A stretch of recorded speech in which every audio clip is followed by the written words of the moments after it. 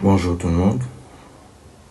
Aujourd'hui, on va essayer de voir orthogonalité et parallélisme. Bien entendu, le terme parallélisme, c'est quelque chose que vous connaissez déjà et c'est quelque chose que vous avez vu à travers les différentes positions de plan à plan, de droite à droite et de droite à plan. Ok, c'est la dernière fois, c'est ce qu'on avait fait, vous vous rappelez bien. Maintenant, ce qui serait important pour nous, est-ce qu'il y a par exemple une différence entre orthogonalité et perpendicularité? Ok, parce qu'on a parlé la dernière fois de l'orthogonalité. Ok, donc deux droites peuvent être orthogonales. Mais est-ce que deux droites orthogonales veut dire par exemple deux droites, forcément deux droites perpendiculaires? C'est ce qu'on va essayer de voir. Maintenant, allons-y. Pour bien comprendre, on va considérer un repère à trois dimensions. Un repère à trois dimensions. Ok. On va essayer de prendre une couleur. On va prendre. Ok, jaune abricot. Un repère à trois dimensions. N'oubliez pas, l'axe que vous voyez en pointillé, c'est l'axe qui rentre ou bien sort de la feuille. On va orienter les axes. Ok. Vous pourrez aussi orienter de... Ok. On va orienter ici de préférence. Donc pour nous, on a X, on a Y et on a Z. N'oubliez pas, le troisième axe ou bien la troisième dimension en général, on l'appelle côte. On l'appelle côte. Maintenant, vous allez voir quelque chose. Je peux dire par exemple que l'axe des Y, on appelle ce point O. On peut dire par exemple que l'axe des Y, l'axe des X et l'axe des Y sont perpendiculaires. Parce que quand on parle de perpendicularité, il y a deux choses. Quand on parle de perpendicularité, il y a deux choses. Il y a deux choses. La première, c'est l'angle droit. Puis la seconde, c'est forcément l'intersection. Donc, leurs deux droites perpendiculaires, donc deux droites ça, non seulement au fond angle droit, mais tout, ils rencontré. Ils séquentent. Ok? Donc, deux droites perpendiculaires sont deux droites non seulement qui forment un angle droit, mais aussi qui sont séquentes. Ça veut dire qu'ils ont un point d'intersection. Et ça fait en général, on dit une droite, par exemple, perpendiculaire à un segment à son milieu.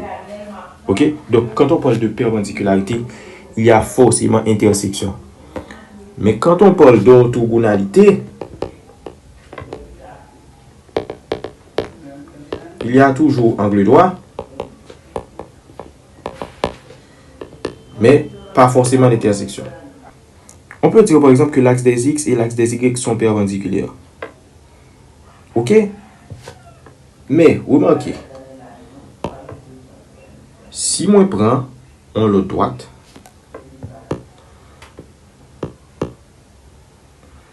ok, on prend l'autre droite, on trace celle-là. Voilà. Considérons cette droite D. Cette droite D rencontre l'axe des Z en un point qu'on appelle Q. N'oubliez pas, il faut visualiser en trois dimensions. Si ça rencontre l'axe des Z en une droite Q, cela veut dire quoi? Cela veut dire que d'une part, l'axe des Z et la droite D sont perpendiculaires. Ok? Mais est-ce qu'on peut dire que la droite D rencontre la droite Y? Non. Parce que côté Y là, Y a un point OA par rapport avec axe Z là, pendant que droite D a un point Q par rapport avec axe Z là. Donc, il n'est pas capable de rencontrer. Par contre, on peut dire aussi, dans cette position, on peut dire aussi que D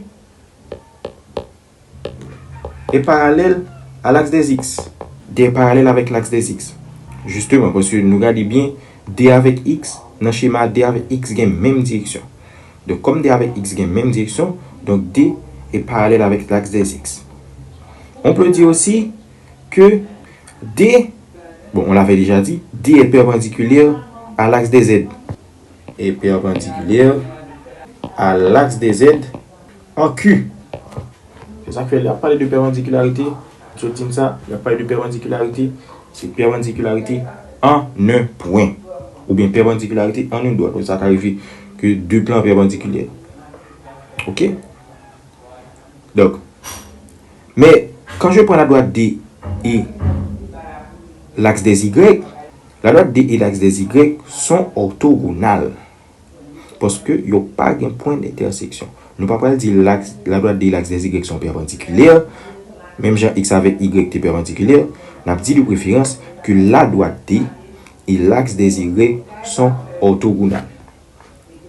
La droite D et l'axe des Y sont orthogonales. Et qui sont capables de voir? Nous sommes capables de voir que droite D avec l'axe des Y là, ils forment un angle droit vraiment. Ok? Mais ils ne pas rencontré. Donc on peut aussi dire que la droite D et l'axe des Y, ce sont des droites non coplanaires. Ça veut dire droite, ça va pas dans le même plan. Rappelez-vous, on avait étudié c'est quoi